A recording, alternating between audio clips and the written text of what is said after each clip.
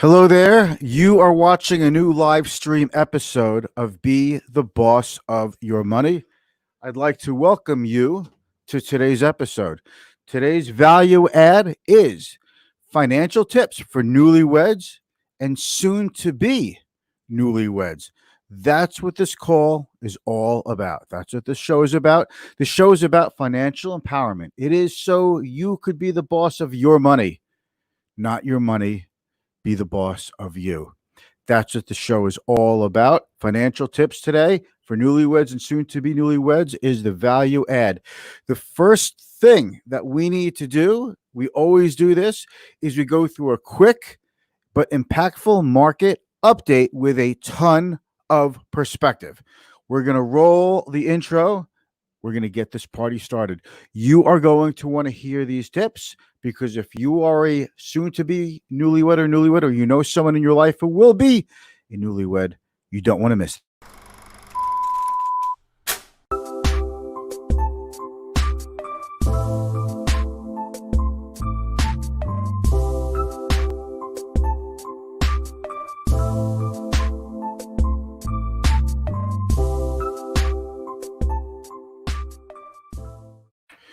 Welcome to Be the Boss of Your Money. If we haven't met yet, my name is Mitch Goldberg. I'm a financial advisor with over 3 decades of experience. I am with the wealth management firm Client First Strategy. Today's value add financial tips for newlyweds and soon to be newlyweds. This show is all about personal finance, investing, business. So please stick around, show up every day for new tips. You'll learn a lot. And especially when we go through a market perspective every day, this is where I teach you the tidbits, knowledge that I've learned along my career. So the first thing we're going to do is share the screen. And we are going to pull up the market and what happened today. Overall, today was a pretty solid day. Finishing off last Friday, we had a decent, not a terrible day on Friday. Today, the Dow is up a smidge, up about 9 points. The S&P was up about 27 points, a little bit under 1%. And you see that the NASDAQ was up a whopping 2.5%. Russell 2000, that's small cap. So that was the only major average that was down today. And the VIX, which is the fear gauge, is down to 24 and change. What that tells you is you want the VIX to go down. When the S&P goes up, typically you'll see the VIX go down. The VIX is an indicator. It's called the fear gauge. It means it's basically a measure of professional investors and traders who are hedging their investments. So when the VIX goes down, it implies that there's a less of a reason to hedge one's investments, which means traders and investors who may, professional investors who may have money on the sideline, maybe they'll be more comfortable putting that money to work. So that's what that is all about. It's a strange day because you really just had such an outperformance in the NASDAQ. So basically what happened today is the big tech stocks, which took a hit last week, believe it or not, on hopes of vaccines, recovered today. That's kind of funny that they would go down in hopes of vaccines. But if you have a COVID-19 vaccine, it takes away the impetus to throw all of your money into the work from home / stay at home stocks, and you'll be more likely to get back into the go to work stocks, the economy reopening stocks like cyclicals, financials, consumer discretionary. What's that, you ask? I'm glad you asked. That is cruise ships, airlines, apparel. Consumer discretionary are products that you want but not necessarily need. Consumer staples, toothpaste and toilet paper and food, those are the things you need.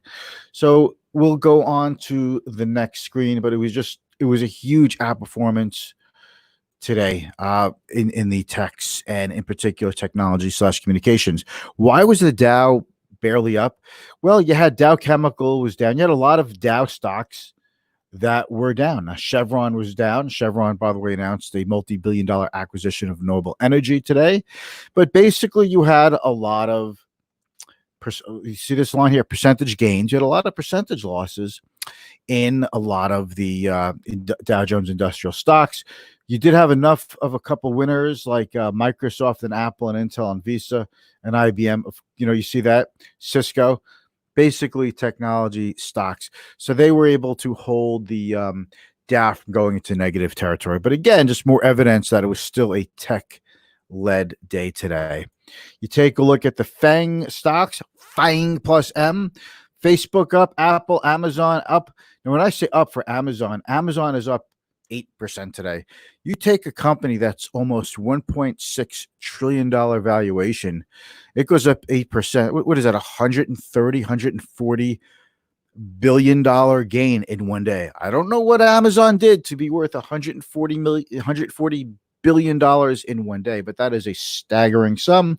Netflix, Google, Alphabet, Alphabet, I still call it Google, up 3%, and Microsoft up a whopping 4%. These stocks all got hit pretty hard last week, so today was just a really good bounce back, and obviously investors came back to this day thinking these are cheap. I should buy them. I should get into them. Let's take a look. By the way, folks, if you have any questions, certainly ask in the comments. Hey, Ron, I see you out there. Thank you for the thumbs up. I hope I got the whole arm, the whole arm there from you, Ron. Okay. By the way, Ron, quick little story. I met Tommy Terwilliger because, believe it or not, I was in a bodybuilding contest, NPC certified event in 1989, and Tommy Terwilliger was the guest. He was like the honorary bodybuilding guest and stole everybody's thunder. Okay. Anyway, let's go on a little bit. And then we talk about, this is my main dashboard of the day. Sector ETFs. There are 11 sectors of the economy, and there's a major SPDRs S&P depository receipt from State Street. Let's just say there's an ETF that tracks each sector.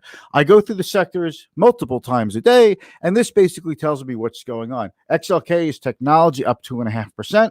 Consumer discretionary up 1.6%. Communications up 1.2%. When you think of communications, you may be thinking of Verizon and AT&T, but those are really only little parts of the communication sector. Google, that's Alphabet, Facebook are the big parts. They're almost half. And then Netflix, it's about half of the sector. I don't even know why you'd have an ETF if it's so concentrated in just 3 stocks. So you have healthcare was kind of flattish, no major movement except for some individual stories regarding the COVID vaccines. Moderna caught a big downgrade today. Real estate down, industrials down, energy down. The worst part of the day was energy. Industrials got hit pretty hard. Not a horrible day, but definitely a lopsided day. And you wonder if you took the financial gains out. I mean, if you took the gains out of the tech stocks, you would have had definitely a down day. So let's just get rid of this screen. Tell you a quick little story. Ooh. I didn't think of this. I wasn't going to tell you this. I've told the story to people before, but I remember as a young lad back in the day when us financial advisors were still like cavemen and we were still, stockbrokers. Lucent was one of the most popular stocks in the world, a very high price stock. It was over $100 a share. This is going back 20 years, but over 20 years ago. But unlike today, $100 was a high price stock. You didn't have, $1,000, $2,000, and $3,000 price stocks. Stocks would go up and then keep splitting. Oh, the stock split 2 for 1, 3 for 1. That used to be like a big deal. Today, people are like, "What's a stock split?" Yes, yeah. If you ask somebody under 40, what's a stock split? I don't know if they've ever even, seen a stock split. It's just not necessary anymore. And that now with the advent of websites like Robinhood, Robinhood app, and the imitators, E-Trade. I'm not calling E-Trade just an imitator, but E-Trade, TD Ameritrade, Schwab. They're allowing you to buy partial shares. So if you want to put $500 or $50 into Amazon, you could. It used to be, if the stock is too high, retail investors can't buy the stock. It's no longer the case. So there's really no more need for stock splits. Just a little FYI in there for you. We're talking about financial tips for newlyweds. Got a couple written down here, but I don't even need to write this down because I got this stuff under control. I've been doing this a long time. I'm going to give you some tips. Some of these things I wish someone gave to my wife and I when we were newlyweds. My wife and I are married just about 28 years. We met in college, so we're very fortunate. We met young, got married fairly young. I didn't think we were so young at the time, but by today's standard, I had just turned 25.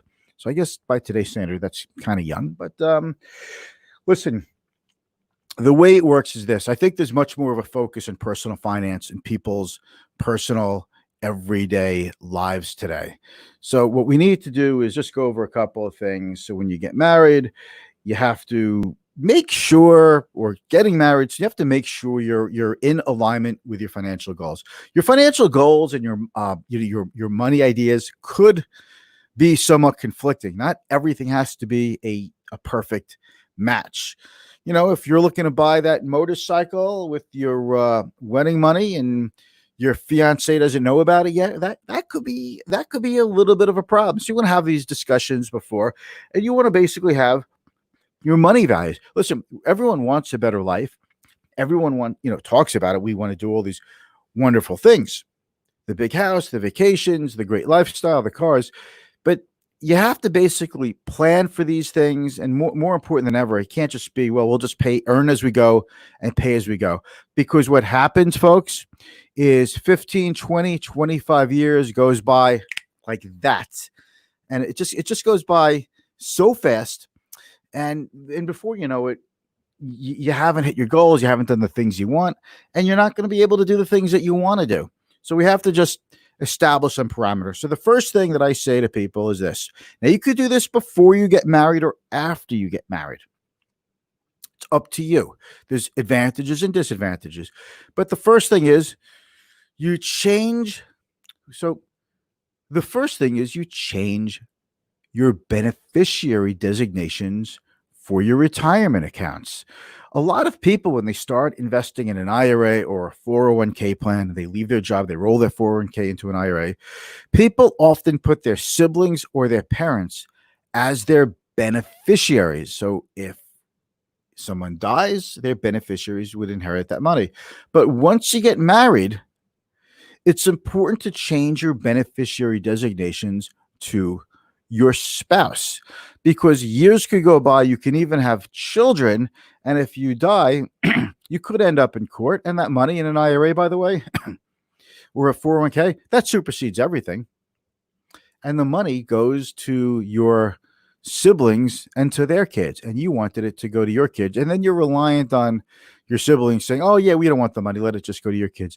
I've seen a lot of families fight over money, and not always do people do the right thing. So just want to let you know. So the first thing to do is you want to change your beneficiary designations. The next thing you want to do is, well, you want to create a will. Now, I know what you're saying. Well, we don't have any assets yet, or we don't have much in assets. You may have something. You may have assets. Listen, people are getting married later, so they often have a chance to accumulate more assets. Regardless of whether or not you accumulate assets, you still need a will for whatever you have, because you're saving money, accumulating money, putting money away. Hopefully that's what you're doing. You want to create a will, because one of you might also be coming into the marriage with a lot of debt, and maybe your spouse doesn't want to inherit that debt. So you need to create a will. The other reason you need a will is because you want to squeeze in there, which is called a healthcare proxy. So if the unthinkable happens, someone has to make the decision of whether or not you have to enforce a healthcare proxy. So that's another reason why you need to make a will.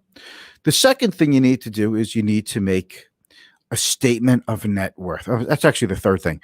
Net worth. You need to put your assets together, your liabilities, your retirement accounts, and in your new statement of net worth, I also want you to put in there your credit report, because that'll give you an approximation of where everything is. Now, we can talk about paying down debt if you have debt. Now, most people have some form of debt, either credit card debt or student loan debt. Credit card debt is always the worst kind of debt. Student loan debt is a necessary part of life. And then there's mortgage debt if some of you do have a home already. By the way, when I'm talking about newlyweds. I'm not talking about here just to be general. These tips can apply to any marriage, but I'm really focusing more on like your first marriage, for people generally speaking, let's say 35 and under. You want that statement of net worth because you're going to start putting things together to see what you have. Now you could look at your money as mine, ours, okay, or yours, mine, or ours. How do you want to look at the money?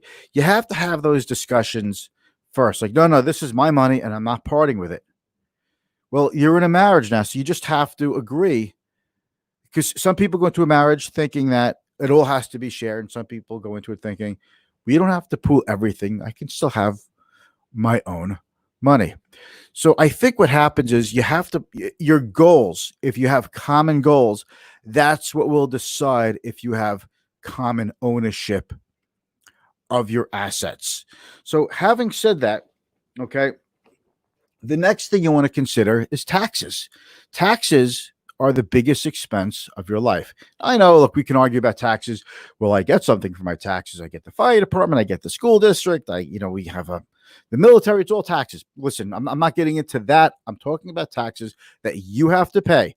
And sometimes when you get married, there's something called the marriage penalty. You have to pay more taxes. Sometimes, you might go into a lower tax bracket. It really depends. So it behooves you both to decide, if you use a CPA, which CPA are you going to keep? Okay. You have to decide, because you're not going to have two CPAs doing your tax work for both of you. And then you have to decide if, some people do their own taxes as well. And it's a great thing, by the way, to do your own taxes. Even if you don't file your taxes, you could still use a CPA, but it's still a very good thing to do your taxes at least once, and you will learn so much. We'll talk about that for another episode. Okay. So let's go on. I have my list. I just want to make sure I keep this in order. All right. So you have to decide on the taxes. So if you're going to file individually, as individual taxpayers or jointly, and you don't want to wait till tax day to decide. So that's another thing that you want to do. And then you need to have the discussion of creating a budget and monitoring it, and steps you take, contingency steps. Look, budgets aren't perfect. Monitoring things could sometimes be aggravating and annoying, but at least you could do course corrections and see whether or not you are on course to saving for a down payment for a home. If you are on course for the next step, maybe children come into play. So that brings me to the next step. When children come around, it's really important to have your finances in order. Doesn't mean you have to be wealthy. It doesn't mean you have to be both making a ton of money, but it does mean that you now have a responsibility that is greater than the responsibility to yourselves. You have responsibility to a little one. I know this. I have 3 kids. Okay. And listen, the biggest arguments in marriage, I think you could pretty much ask anybody it's always about money and kids. Okay. Yeah, chores could be a bit of a problem too, but money and kids, that's a big cause of strife. So you want to have these goals, these ideas thought of. Listen, I have some friends who have young children, and they feel that their kids should have to contribute to the cost of their college education. I have some friends who their kids are going to have to contribute to their own education. And I have some friends who believe that the parents should pay for the full ride of their children's education because it's the least that they could do for them. There's no right or wrong here, but you should at least have some kind of at least an agreement or values-based thought process of what you want to do that leads up to that point. And you have to decide who is going to monitor the finances. You might say you do it together, but often what happens is things go a few months without anybody monitoring anything. It's called diffusion of responsibility. If we both say we're going to do something, you or I might not do it because we expect the other spouse to do it. And the other spouse expects us to do it. That's called diffusion of responsibility. And it's really important to basically choose the role of who's going to monitor things. This is more important in the generation today with millennials than any generation before to have good financial habits, because you could see how badly previous generations messed up with finances, with investing, with insurance, with everything. So what you need to do is really make sure that and you don't have to be savvy for this. It doesn't make, you don't have to be sophisticated. You know what? There's an expression. Sometimes the greatest sophistication is the simplest things to do, the simplest solution. So that's really about it. You have to have the conversation. Do you mingle your debt? Do you keep your debt separate? So I hope this helps you out with your personal finance. If you have any questions or comments, well, if you have any questions, I'm not really allowed to solicit comments on the live stream, but if you have any questions, you can ask me in the comments. If you're watching this in the replay, hit me up with a question, just like you're watching this in the live stream. And words of wisdom and words of encouragement are always appreciated. Okay, that's my story today. I'm sticking with it. We've had a few people out there. Greatly appreciate it. Hey, Mike, good to see you out there. And I'm going to get going because even though it's hot out, it's nice enough to make a nice day out of it. And I have a 5 o'clock Zoom call. All right, I'll speak to you soon. Thank you so much. Bye.